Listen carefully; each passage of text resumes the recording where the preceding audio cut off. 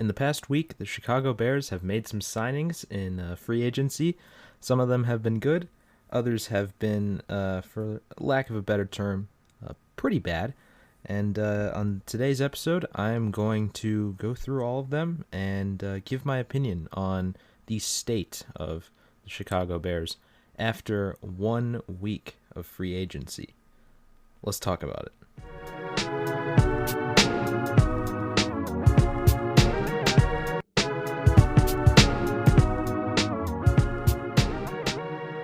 What's up, everyone? Welcome back to episode 8 of the Commissioner's Office podcast. My name is Daniel, and in the last episode, we talked about, or at least I talked about, my plans for the Bears in free agency and what they should do. I went over some potential players to sign, kind of some sort of contingency plans for what to do in the draft, depending on the various moves that they made. And with 1 week of free agency gone, we have gotten a good look at what Ryan Pace and Matt Nagy are going to try to do here with the Bears for the 2021 season. So before I get into my personal opinions about the moves, I'm going to cover a lot of the players that either left or were signed by the Bears. So let's go through the players that they re-signed first. So players that are already on the team, but they decided to bring back for another year.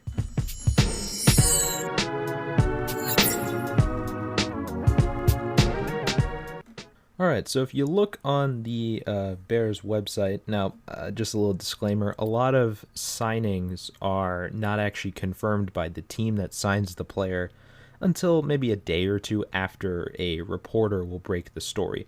So I have a mix of players that I know have agreed to deals, but the contract has not been announced by the team that signed them, in this case the Bears, but the deals are all but done at this point. However, I'm looking at the Bears website at the re-signed players, so this stuff was decided a few days ago. So here are all the players they re-signed. The first one is Alex Bars. He is a backup offensive lineman. He saw some time, I think, at left guard and center towards the end of the season when a lot of our linemen were getting hurt. I'm not mad at it. He's a depth player. That's fine. They brought back Dion Bush. He's like a backup safety, especially with Tashawn Gibson potentially being out the door. They decided to keep him back on a 1-year deal. This one was a little bit of a surprise, not in the player that they signed, but in the amount of money that they gave him. They decided to re-sign Mario Edwards Jr., who was a defensive end this season. I had some mixed feelings about him. I know he got suspended for a game, and he kind of had a lot of penalties called on him. But overall, I thought he was an okay player. They signed him to a 3-year extension. I think they gave him about $11 million, like $8 guaranteed, something like that. So, pretty healthy contract. So we'll see what they decide to do with him. They also brought back J.P. Holtz. He's a backup tight end. I think he's a pretty solid player. A good depth player at a tight end position that needs some help. They decided to bring back Jermaine Ifedi. They signed last year from Seattle. I think he saw a lot of time at right guard and right tackle. I didn't really think he was that good, but I guess anything is better than depth, and in this case, I guess I'd take him over Rashad Coward, who is not returning to the team. They brought back Ryan Nall, who's like a third-string running back. Saw some time when David Montgomery was hurt, and Cordell Patterson, the running back at the time, needed a break. So, again, that's, I guess, fine. Now we get into some of the larger moves. They brought back Pat O'Donnell, their punter, to a 1-year deal. Then this is the most notable of players that was re-signed. They decided to bring back Cairo Santos, and I thank the football gods for that. I was cautiously optimistic that they would bring him back. So Cairo Santos agreed to a 5-year contract, $16 million, with a max value of $17.5 million. However, this is something I've seen a lot this year. The final 2 years of the deal are voidable, so it's really a $9 million 3-year deal with a max value of 11 million. That's according to a USA Today article from the 12th of March. So that is definitely a good move. I really like that move. It's not a bad contract for a guy who had a great season. I'm glad they are deciding to ride the hot hand, so at least that shows me that they have some understanding of how kicker talent works, although they've kind of fumbled the kicker position, no pun intended, last few seasons. Other notable moves, they brought back Patrick Scales, who's their long snapper. They brought back James Vaughters, who's a backup outside linebacker. They play in the 3-4, so in this scheme, he's going to be like an edge guy, so the same position that Khalil Mack plays. They also brought back Josh Woods, who I think plays the same position. And also the last move they made, this isn't a re-signing, but it's similar. They franchise tagged Allen Robinson, which is a good move. It's a good move. I think he did sign the tag. I think how it works is that the franchise tag is a 1-year contract that is theoretically offered by the team that controls the player, and the player can choose to sign it or not. So like how holdouts work is that like if it's a player who's playing on a franchise tag, they can just not sign the tag, but in like demand for a new contract. However, Allen Robinson was, as far as I know, had no intention to sign his franchise tag, which not really surprising. He's unhappy with the team and he wants a new contract. But what made him change his mind is the market. And there are a lot of good receivers in this free agency class. You had Curtis Samuel, who goes back to his old coach on the football team. You had Juju Smith-Schuster, who a lot of people thought were going to leave, but he actually went back to the Steelers on a huge pay cut. I mean, he took like a 1-year, $8 million deal when the Ravens made a very aggressive offer for him that was more money. So I guess he really likes mediocrity and bad management in Pittsburgh or whatever. And then the biggest one of them all was Kenny Golladay, who the Lions just decided not to sign for some reason. And I think the reason why, where was I going with this? The reason why Allen Robinson decided to sign his tag was because the Bears actually met with Kenny Golladay. And most teams were only willing to give Golladay a 1-year deal. So Robinson is just kind of seizing his opportunity. He knows he's probably not going to get a better contract if he is traded to a team who has the money to sign him. So it looks like he's going to stay with the Bears unless they trade him, which at this point would not surprise me. But with that out of the way, let's talk about the incoming players. Now, I joked with my family a few days ago that the Bears this year and the Cubs actually switched places in the offseason. So Jed Hoyer, the Cubs GM, is now running the Bears. And I say that because last few seasons the Cubs have been very quiet in free agency, and it's a different league, but they have been very quiet. And the Bears have been pretty busy. This year, the Bears were pretty quiet, at least up until a few days ago. And meanwhile, the Cubs were actually pretty busy. So that's where that joke comes from. So as of now, I'm recording this on the 20th of March. There are only 3 players that the Bears have basically signed. 2 of them have been confirmed by the team. 1 of them has not been confirmed yet.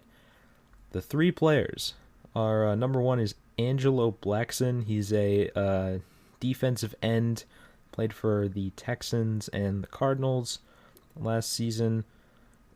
I don't really care about that signing. It's just more depth for the D-line. They decided to bolster their secondary by bringing in Desmond Trufant. I'll give my opinion on that later. And most notable of all, they decided to give a 1-year deal worth $10 million, up to a total of 13, to Andy Dalton. So the Bears have a new quarterback in town who apparently was told by the management that he's going to be the starter. So the Bears' new quarterback is going to be the Red Rifle, Andy Dalton. So that is that's basically all of the moves that they have made. However, in order for things to be perfectly balanced, as all things should be, according to Thanos, the Bears had to let some players go. Although, in contrast to the Thanos quote, I doubt that their offseason has been perfectly balanced. I do not think that the Bears have done a very good job, but I'll get into that later. Here are all the players that have left so far. Number 1 is Roy Robertson Harris. I wanted the Bears to sign this guy. He ended up signing, I think, a 3-year deal with Jacksonville. They got a lot of cap space down there. New coach. Probably going to have Trevor Lawrence. And also, Roy Robertson Harris got a pretty large deal that I'm, in hindsight, now glad that the Bears decided not to give him, because he was a backup player. He was good, but he got like $20 million. Maybe not guaranteed, but that might have been the max value. So that's going to be a tough loss, but the contract that they gave him was too steep.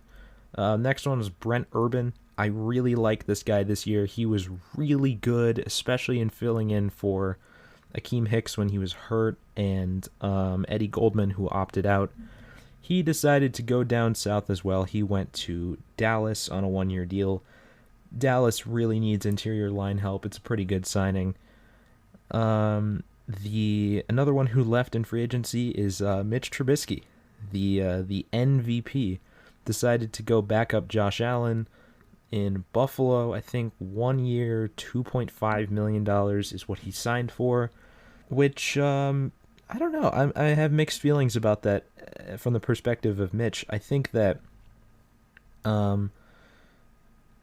he could have signed with the football team or the 49ers, but he was interested in going to the football team.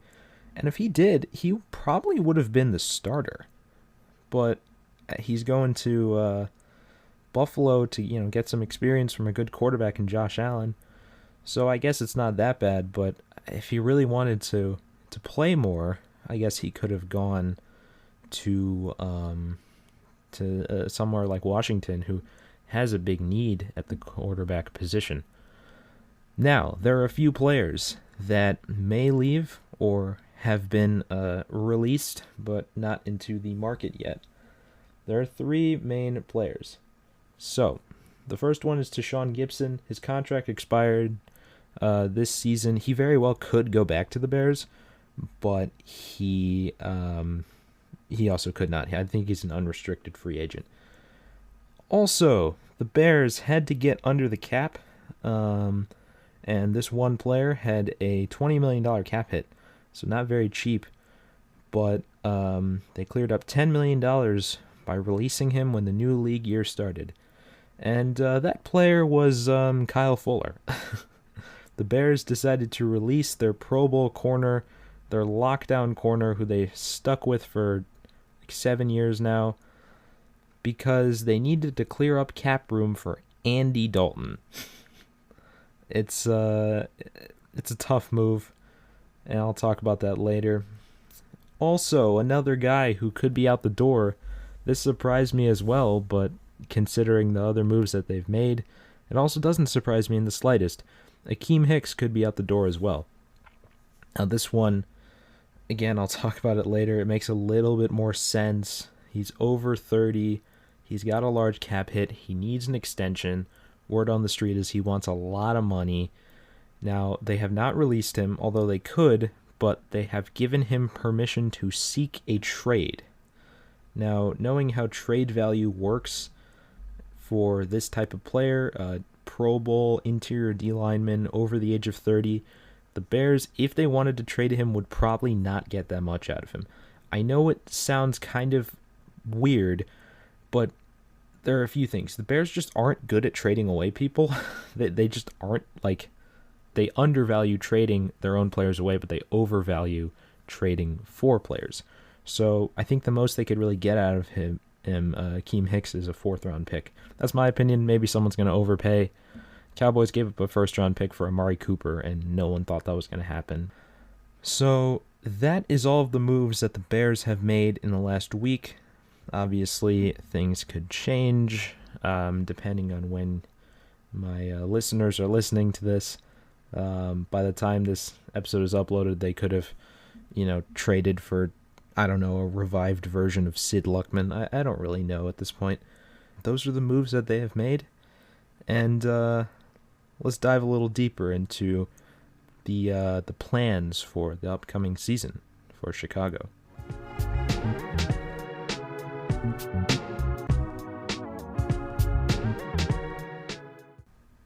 So, for my fellow Bears fans, I know a lot of people can look at this offseason and be disappointed. And I'd be lying if I said that I wasn't disappointed as well. This team came into the offseason with not a ton of cap room, but a hope that they would finally answer the question mark that has been the quarterback position basically since World War II. So, it's, there are all those rumors flying around that the Bears were going to trade for Russell Wilson. They were going to trade for Deshaun Watson or something like that. And so far, unless something drastic changes, which, again, it's possible that, and it's very possible that they still can trade for someone like Russell Wilson, but it is not probable. And the Andy Dalton signing really, really encouraged that, especially, and the one thing that really hurt me about that is that Andy Dalton was immediately told that he was going to be the starter. And it's just sad, I think I saw a clip from Good Morning Football, which is on NFL Network. It's a pretty good show. They had Kyle Brandt talking. He's one of the anchors, and I think he's a Bears fan, or at least he definitely angrily rants like a Bears fan. Welcome to the club, Kyle. And he made some good points. He said that, for a while everyone thought, like I said, they were going to trade for Russell Wilson, but, in the back of everyone's mind, we all knew that it was a fairy tale. It wasn't going to happen, given the cap situation and the team that Russell Wilson had assembled or had been a part of in Seattle. So we all knew that wasn't going to happen. But, he said in one of the most disappointing moments in Bears history is signing Andy Dalton to a 1-year, $10 million deal. That list can be joined by the fourth quarter of Super Bowl 41 and some other things that he did not mention. And I generally agree with that. For a long time, I really did think that it seemed like the Bears were actually going to trade for Russell Wilson. But in the back of my mind, I always kind of knew that, it was going to be tough, man. I mean, given their cap situation, it would have been... I saw no logical way that it would actually work. But the thing that frustrates me more about the Bears offseason is not that they couldn't trade for Russell Wilson. I mean, it's the same... I feel like it's a similar argument to, when people look at the 2017 draft and they see, Bears not taking Patrick Mahomes or whatever. And yeah, it sucks that they didn't take Patrick Mahomes, but it was, it's not that they overlooked the top priority in this free agency by not signing not only just Russell Wilson, but they just didn't really I don't know where I'm going with this, but it's not that they didn't do anything in free agency. It's that they just didn't do enough. And they overlooked moves that they could have made instead of jumping the gun and making these weird signings that just don't really make any sense. And so this is what I'm talking about. Now, don't get me wrong, I actually like Andy Dalton. I don't think he's that bad of a player. When you look at Andy Dalton, He's been in the league since 2011. He's a good veteran. He didn't play that badly when he was on the Cowboys, filling in for Dak Prescott. And he's made the Pro Bowl 3 times. That's the thing. Andy Dalton has made the Pro Bowl 3 times. So it's not to say that he's a bad player or that he's like, in my opinion, it's a better signing than trading for Nick Foles. Because with Nick Foles, you had a bad contract and a player that wasn't really proven. Yeah, Andy Dalton is more proven, but it just shows that, along with releasing Kyle Fuller, when they needed to clear $10 million, they could have just released Jimmy Graham, a guy who has a no-trade clause but not a no-release clause, and that would clear up $8 million, and then they would have to release like a few depth players, and they'd be under the cap, and they'd be able to keep Fuller, and they'd probably be able to keep Hicks as well. It's not just signing Andy Dalton. If you wanted to sign Andy Dalton as a backup, that's fine.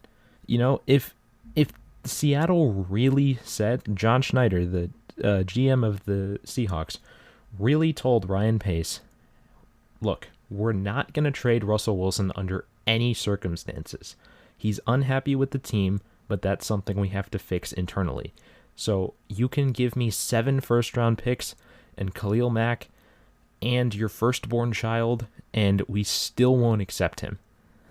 And that's okay. I'm not mad at them for not trading for Russell Wilson. It's okay. It was a fairy tale.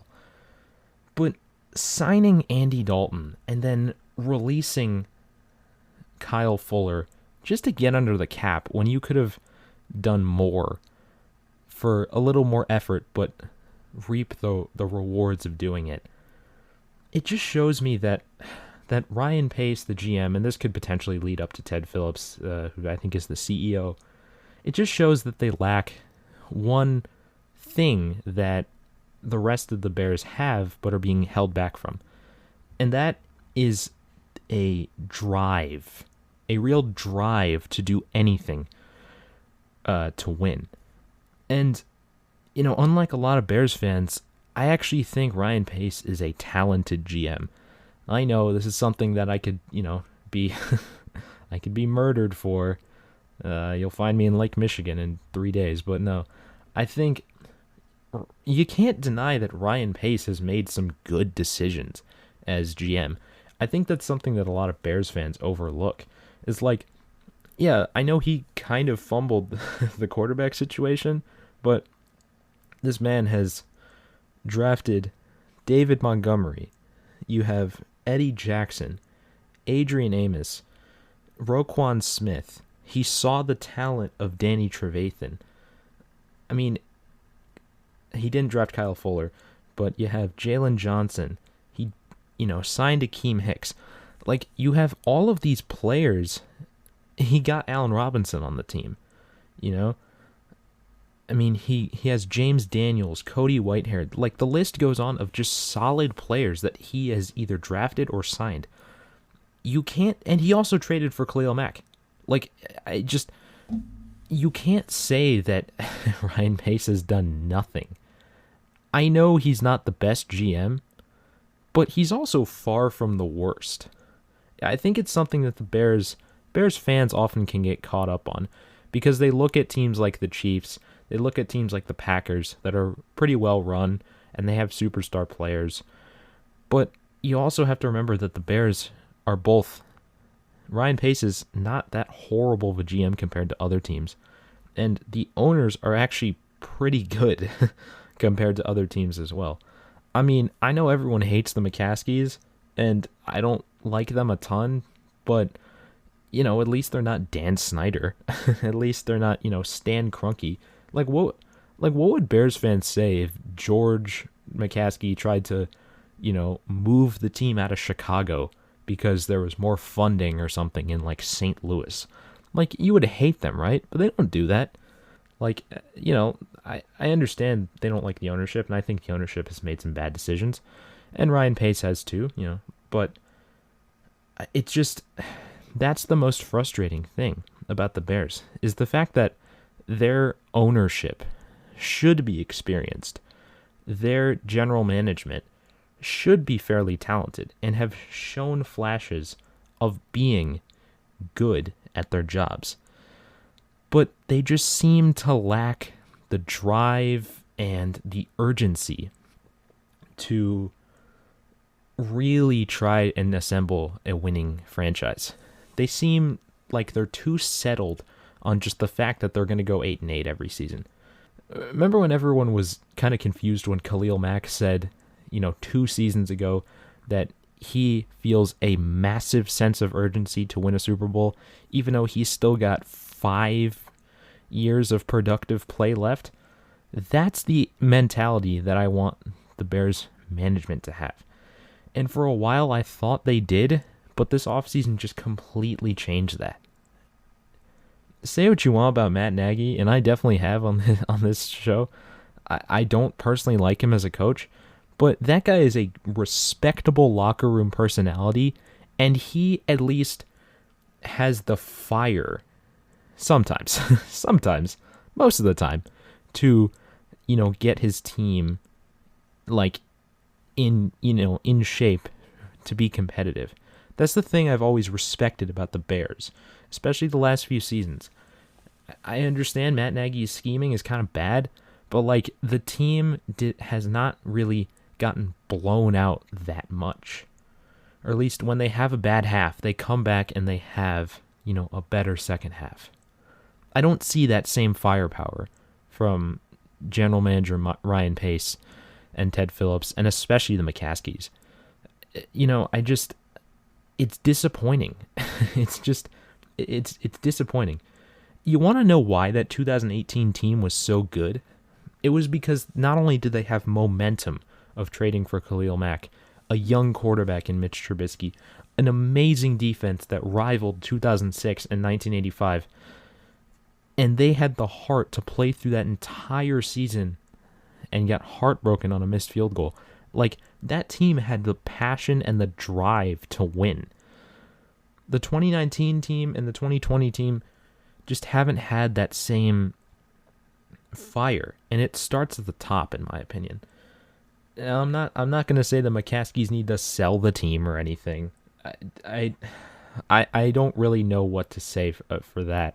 The McCaskies have owned the franchise for the entirety of its existence, but I can't really defend Ryan Pace that much anymore.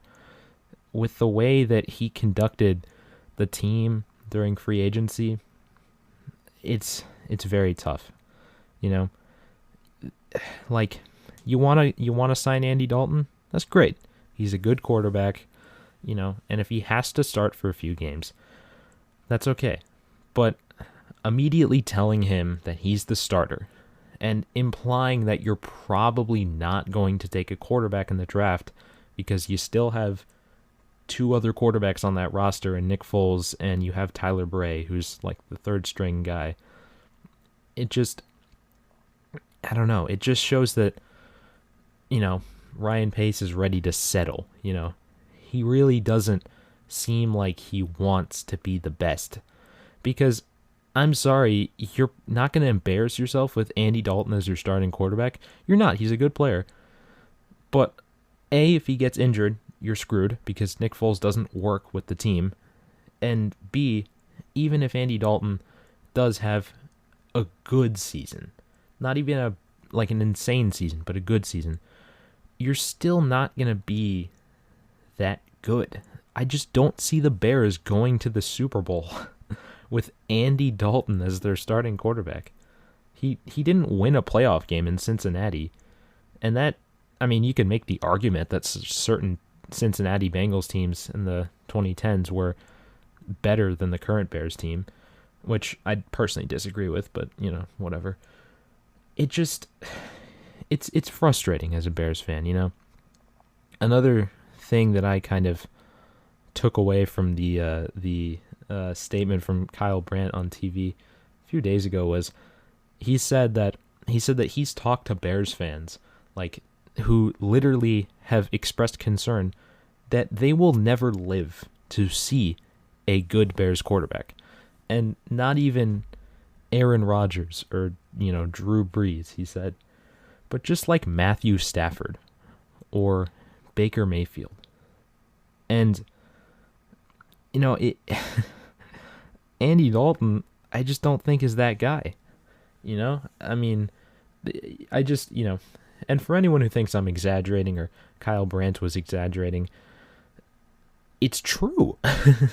It's true. The last Bears quarterback to make a Pro Bowl was Mitch Trubisky back in 2017, I think. I think it was his rookie, maybe not his rookie season, his second season. But before that, name any good Bears quarterback. You can't, right? You can't name one good Bears quarterback. Yeah, Jay Cutler, he, stat padded a lot and he has all of the records. But he wasn't really that good. Go back to the 85 team, they had Jim McMahon, who, again, wasn't the leader of the team. Not even the leader of the offense. They had Walter Payton on that team. If you're a real nerd like me, you'll know that the last Bears quarterback that I think is in the Hall of Fame is Sid Luckman. You want to know when that guy played? He played in the 40s. So when I say the Bears haven't had a good quarterback since World War II, I am not exaggerating at all. I'm not. And, again, I'm not mad at the Bears for not trading for Russell Wilson. And Deshaun Watson, especially now, since he's got all those lawsuits coming after him. But, I mean, the only way that they can fix this from here is drafting a quarterback, in my opinion.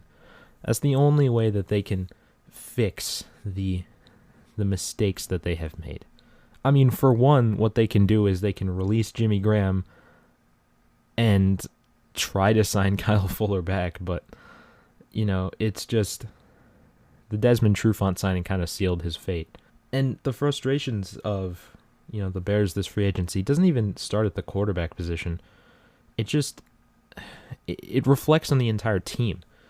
It's not just quarterback. It's the utter disrespect that you showed Allen Robinson by not even talking to him. Your best player on offense. You didn't even talk to him since September.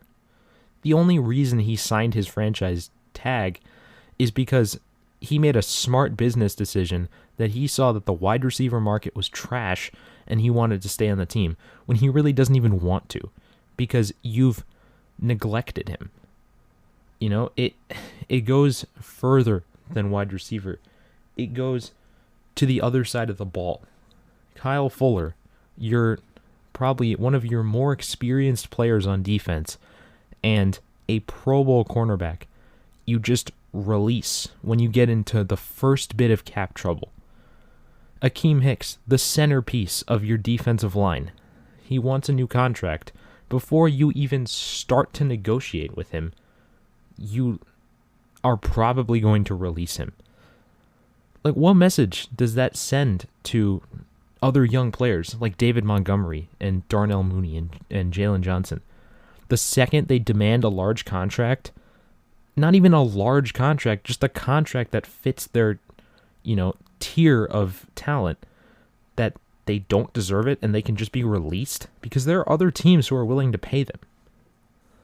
I mean, I know the Bears are tight in cap space, but look at the Chiefs, man.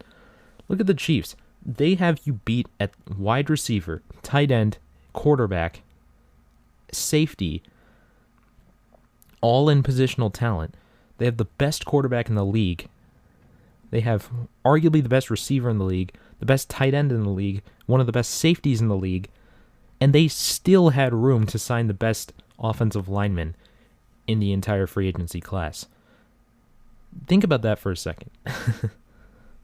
The Chiefs were able to pay Patrick Mahomes a massive contract. They gave Tyreek Hill a massive contract. They gave Travis Kelce a huge deal. Tyrann Mathieu, huge contract. And they still signed Joe Thuney, a former All-Pro guard with New England, to an $80 million deal. And they signed Kyle Long, your former right guard, who you also messed up as well by moving him from right guard to right tackle after he made the Pro Bowl 3 straight seasons. So, it just, I'm not going to say that the Bears are frugal because they're not, but their priorities are all mixed up. Okay? Instead of trying to sign, your star wide receiver still in his 20s, you decide to keep Jimmy Graham, a guy who was good last season, but like over 33, making $8 million with no like dead cap if you were to release him, and you have an up and coming tight end in Cole Kmet and good depth at the position because you signed like 25 tight ends last season. But no, let's release Kyle Fuller. Let's release Akeem Hicks. Let's sign Kenny Galladay. If they sign Kenny Galladay, am I going to be mad? Probably not. But it's a priority problem, man. It's not it's not about that Ryan Pace and Ted Phillips and Matt Nagy don't have the literal talent or power to sign good players. They do, and they've proved it in the past. Say what you want about Matt Nagy, but he's a coach of the year. 12-4. Now, do I think that award means much? No, I don't. Jason Garrett won that award, coach of the Cowboys, and he's not that good of a coach. But something clicked on this team, and you have 2 losing seasons because of one position of need, and now you decide it's time to dismantle the core. At this rate, you might as well free Khalil Mack. Because, I'm sorry, man, but Jalen Johnson's good, but you didn't address slot corner. And Desmond Trufant, a guy who played 6 games last season and has not been the same since he left Atlanta 2 years ago, is not going to, match up well against Devontae Adams and Adam Thielen. So, it's just, I'm not saying they should be blowing it up, but someone made a very serious error in the front office. Someone really messed up. Here's what I will say. I don't have all the answers. I'm just a kid who's been watching the Bears for a long time, and I'm voicing my frustrations. I don't know what it's like to be in a front office or to be, this close to the luxury tax as the Bears are currently. But I do know this. When you are running a business, you have to treat your employees with respect. And a very big part of treating people with respect is knowing your priorities, knowing which employees are better at a various job than the others. And sometimes you have to fire people, okay?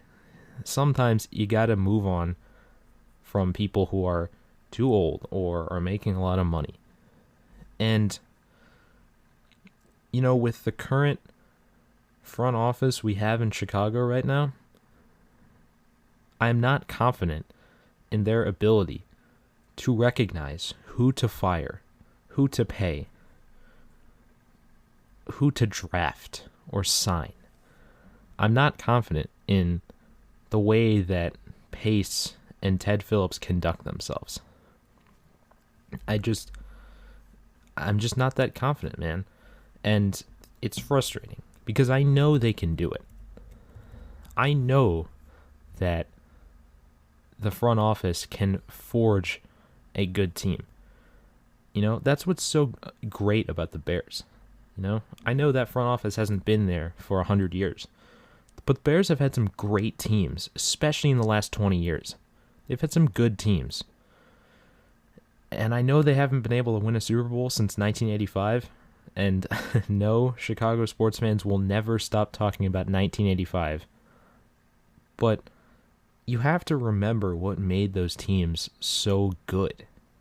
You have to remember why that team was the way it was. You want to be able to recreate the Super Bowl shuffle, which, by the way, was filmed in the middle of the season, which is insane. You have to replicate that confidence that 85 Bears team had. And it starts at the top.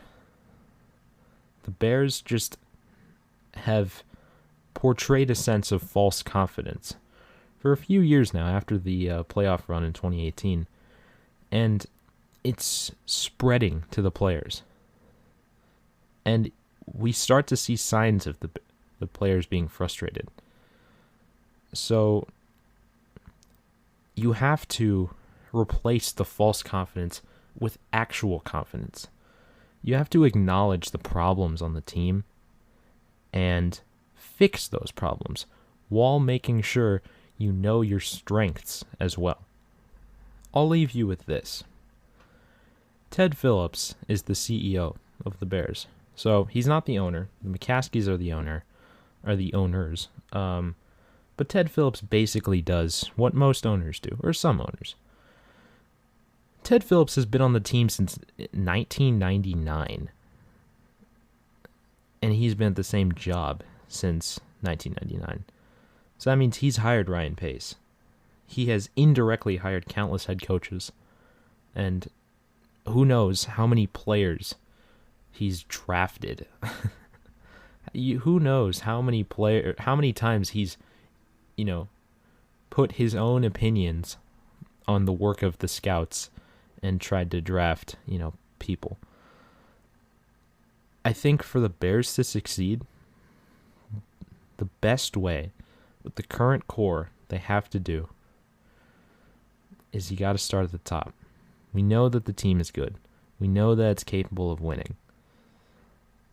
But with people like Ryan Pace and Ted Phillips steering the team into an iceberg every few seasons, I just don't see how this team can make a Super Bowl run.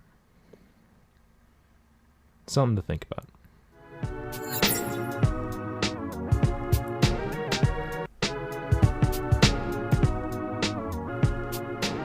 All right. Well, that is going to end a very angry, but another banger of an episode of the Commissioner's Office podcast. If you enjoyed this episode, check us out on Spotify as well as Apple Podcasts. We got a few other episodes there. I covered the Bears free agency preview last episode and covered their contingency plans for what to do in case of no quarterback. So if you want to see what the Bears should do, since they do not seem to have Russell Wilson or Deshaun Watson on their team, you can go check us out on Spotify or Apple Podcasts. But I'm going to be signing off now. See you later, everyone.